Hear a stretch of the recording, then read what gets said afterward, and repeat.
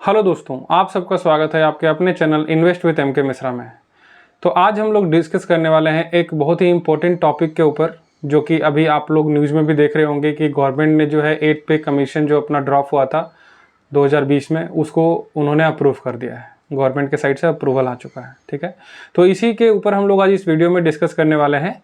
Video शुरू करने से पहले मैं आप सबको रिक्वेस्ट करूँगा कि वीडियो को लाइक ज़रूर कीजिएगा, शेयर कीजिएगा और चैनल पे नए हैं तो सब्सक्राइब कीजिए।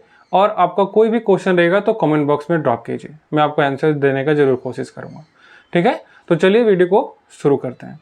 तो पहले जो कमीशन अपना जितना आया है उसके बारे में थोड़ा सा समझ लेते हैं, ताकि आपको एक ओवरव्यू हो जाएगा और आपको एक आइडिया लगेगा कि कैसे कहाँ से हमारा ये कमीशन जो है वो लागू हुआ था। तो दोस्तों देखेंगे कि फर्स्ट जो पे कमीशन आया था वो 1946 में आया था, जहाँ पे बेसिक सैलरी जो था वो 55 रुपये का था। ठीक है, और मिनिमम था ये, और मैक्सिमम कितना था वो 2000 का था। ठीक है, इसका उद्देश्य क्या था कि सरकारी कर्मचारी के जीवन स्तर को सुधारना था। ठीक है, ये इसका उद्देश्य था। सेकेंड पे कमीशन जो आया था ये 1957 में आया दोस्तों, जो 80 रुपये का मिनिमम सैलरी था, बेसिक सैलरी। ठीक है, वहाँ पे क्या था, पारिवारिक बातें एंड रिटायरमेंट पर जो जोर दिया गया था, रिटायरमेंट जो भत्ता था उस पर जोर दिया गया था उस टाइम पे 1957 में जो सेकंड पे कमीशन आया था। ठीक है, अभी थर्ड पे कमीशन में जो मिनिमम बेसिक सैलरी जो था वो 185 रुपये का था, 185 मिनिमम बेसिक सैलरी। ठीक है, फोर्थ पे कमीशन जो आया था 1986 में, वहाँ पे देखेंगे तो मिनिमम जो सैलरी था बेसिक सैलरी वो 750 रुपये का था। ठीक है, और अभी फिफ्थ में देखेंगे तो 1997 में आया था पे कमीशन, जहाँ पे मिनिमम सैलरी जो था 2250 का था और मैक्सिमम वहाँ पे हो गया था 26,000। ये फर्स्ट टाइम था जब जो है जो बेसिक सैलरी जो था वो 5 अंकों में गया था। ठीक है, आप 26,000 देख सकते हो कि ये 5 अंकों में गया। फिफ्थ जो था 1997 में जो पे कमीशन आया था, वो पहला ऐसा पे कमीशन था जहाँ पे 5 डिजिट में सैलरी लोगों को मिलना स्टार्ट हुआ था। मिनिमम जो सैलरी, जैसा मैंने आपको बताया, मिनिमम सैलरी था 2250 का और मैक्सिमम जो था वो 26,000 का बेसिक पे था। उसके बाद में देखेंगे जो सिक्स पे कमीशन 2008 में आया, वहाँ पे देखेंगे 7,000 का मिनिमम सैलरी हो गया। मिनिमम सैलरी जो सिक्स पे कमीशन में कितना था, 2000 का, 2250 का था फिफ्थ में। उसके बाद में सिक्स में आ गया तो 7,000 का हो गया।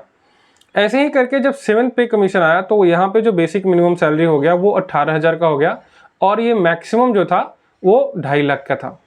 तो जो 2.5 लाख था वो उन लोगों को जो सेंट्रल गवर्नमेंट में देखेंगे जो जॉब करते थे, और जैसे कि पॉलिटिशियन लोग को भी जो हाईली सीट्स पे जो कुछ ऐसे पॉलिटिशियन भी जो कि उस ग्रेड में आते थे, उन सबका भी हाईएस्ट सैलरी जो था वो 2.25 लाख का था। ठीक है, ये जब सेवन्थ पे कमीशन आया था। ठीक है, अभी थोड़ा सा इसमें जाते हैं और बात करते हैं कि जो पेंशनधारी के लिए क्या बेनिफिट अभी होने वाला है। ठीक है, तो उसमें भी बेनिफिट होगा दोस्तों। जिनको पेंशन आ रहा है उस पर भी ये कैलकुलेट बेसिस पे आप कर सकते हैं। ठीक है, मैं एक स्मॉल ब्रीफ कर रहा हूँ मैं कि अभी सिक्स पे कमीशन जो था वो बेसिक मिनिमम जो स्टार्टिंग हुआ था वो पेंशन 1275 से 3500 तक का था। वही सेवन पे कमीशन जब आया तो उस समय पे जो ये 1275 और 3500 तक मैक्सिमम जो था पेंशनधारियों का जो पेंशन आता था बेसिक, वो 9000 का हो गया। तो आप देखोगे तो 1275 से इंटू 8 करोगे तो जाके आपको वो 7 to 8% जो देखेंगे, 7 to 8 इंटू वो जाके ग्रोथ हुआ था। तो आप इमेजिन कर सकते हो कि 8 पे कमीशन में कितना ज़्यादा ग्रोथ होने वाला है पेंशनधारियों को। तो मुझे ऐसा लगता है कि पेंशन जिनका है ना उनको बहुत ही ज़्यादा बेनिफिट होने वाला है ये जब जैसा फैक्टर आता है। तो अब चलते हैं दोस्तों और बात करते हैं कुछ ऐसे इंपॉर्टेंट फैक्ट के ऊपर जिसपे ये जो पे कमीशन है वो काम करती है। ठीक है, तो जैसे लास्ट जब आया था मतलब ये सिक्स पे कमीशन 2008 में, तो वहाँ पे कुछ हमने फिटमेंट फैक्टर देखा था जो कि था 1.86 का। वो इंटू करके जो बेसिक सैलरी पे है उसमें इंक्रीमेंट आई थी, आप उसको कैलकुलेट कर सकते हो। ठीक है, और 7,000 का था मिनिमम था, उसके बाद वो 18,000 बेसिक पेमेंट जो है स्टार्ट हुआ था। उसी तरीके से आप एक बार और हमारे जो सेवन पे कमीशन जब आया तो उसमें भी ऐसा हुआ कि आप देख सकते हो 2.57 का फिटमेंट फैक्टर जो है वो उसमें देखा गया था।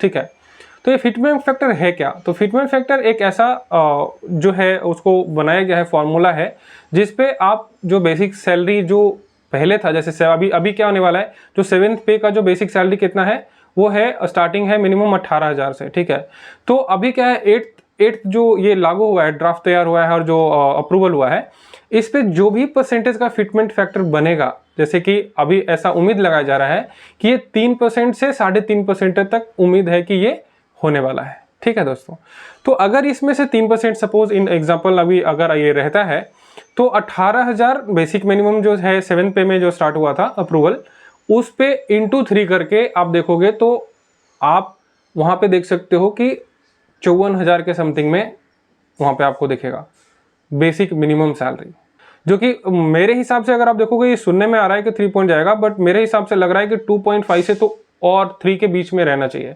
ऐसा मुझे उम्मीद है कि ऐसा ही अप्रूवल कुछ होने वाला है, क्योंकि गवर्नमेंट सडनली से ये सभी चीज़ें ला रही है और अप्रूवल आ रहा है, तो इस पर वो ज़रूर कुछ ना कुछ एक अच्छा ही करने वाली है। ठीक है, जो 7th पे में हुआ उससे ज़्यादा ही करने वाली है, ये तो ज़रूर है, क्योंकि इससे उनके वोट जो इलेक्शन है, इलेक्शन पे भी बहुत फ़र्क पड़ता है। एक नॉर्मल एग्जांपल से समझते हैं दोस्तों कि ये जो फिटमेंट फैक्टर है वो काम किसे करता है। जैसे कि मान लेते हैं कि किसी का बेसिक सैलरी जो था वो 12,000 का हुआ, ठीक है, और 12,000 का हुआ और फिटमेंट फैक्टर में जो परसेंटेज जो बना वो तो जैसे मान लेते हैं कि 2.57 का जैसे बना था वो बना। ठीक है, तो क्या होगा, अभी 2.57 से अगर इंटू करेंगे तो वहाँ पे आपको 30,840 रुपीज़ का आपको वहाँ पे दिखेगा। तो अगर ये 2.57 के हिसाब से भी इंक्रीज होता है और पहले का 18,000 का बेसिक मिनिमम सैलरी था, तो 18,000 इंटू आप 2.5 कर सकते हो, जो कैलकुलेशन आएगा वो आपका जो होगा वो बेसिक सैलरी होगा मिनिमम।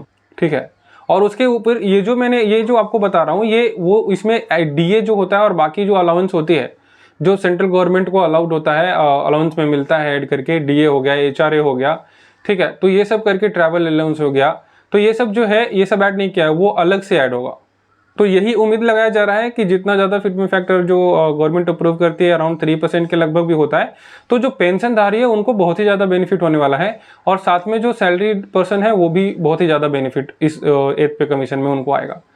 तो इस वीडियो को बनाने का मकसद यही था दोस्तों। आई होप आपको समझ में आया होगा कि किनको इससे बेनिफिट होने वाला है। और एक और चीज़ मैं इस पर बताना चाहता हूँ कि बहुत सारे क्वेश्चन मुझे ये भी आ रहे थे कि ये कब तक जो है लागू होने वाला है। तो एग्जैक्टली इसका जो ड्राफ्ट है वो सब रेडी हो रहा है, ऑन प्रोसेस में है, और मोस्ट प्रोबेबली 2026 जुलाई से पहले तक मुझे लगता है कि ये अप्रूव हो जाना चाहिए। तो दोस्तों आई होप ये टॉपिक आपको समझ में आया होगा, और अगर आपको कोई भी डाउट रहेगा तो मुझे कमेंट बॉक्स में ज़रूर मैसेज कीजिए, मैं आपको रिप्लाई करूँगा। मेरे जो आप देखेंगे तो आपका अबाउट सेक्शन में जाएंगे चैनल का, तो वहाँ पे मेरा व्हाट्सअप नंबर भी है, आप वहाँ पे भी डायरेक्ट रीच कर सकते हैं, मैं आपको गाइडेंस दे सकता हूँ। अगर कोई भी जगह पे यहाँ पे डाउट रहा कि क्या कैसे कैलकुलेट होता है, क्या होने वाला है, कितना ज़्यादा कैलकुलेशन, अगर कुछ आपको डाउट हुआ हो, इसमें समझ में ना आया हो, तो मैं आपको हेल्प करने का कोशिश करूँगा। तो इस वीडियो में इतना ही। वीडियो पसंद आया हो तो लाइक ज़रूर कीजिए और अपने दोस्तों के साथ में शेयर कीजिए, ताकि उनको भी ये अपडेट हो और उनको भी ये नॉलेज मिले कि ये कैसे काम करता है और वो भी इसके बारे में जान सकें। और वीडियो पे नए हैं तो मैं आप सबसे रिक्वेस्ट करूंगा बिना सब्सक्राइब हुए ना जाएं, सब्सक्राइब कीजिए और जो बेल आइकन है उस पर जरूर दबाइए, ताकि जो भी मैं वीडियो अपडेट करूँ वो आपको इंफॉर्मेशन मिलता रहे। तो इस वीडियो में इतना ही दोस्तों, मिलते हैं अगले वीडियो में, तब तक के लिए हैप्पी इन्वेस्टिंग, जय हिंद।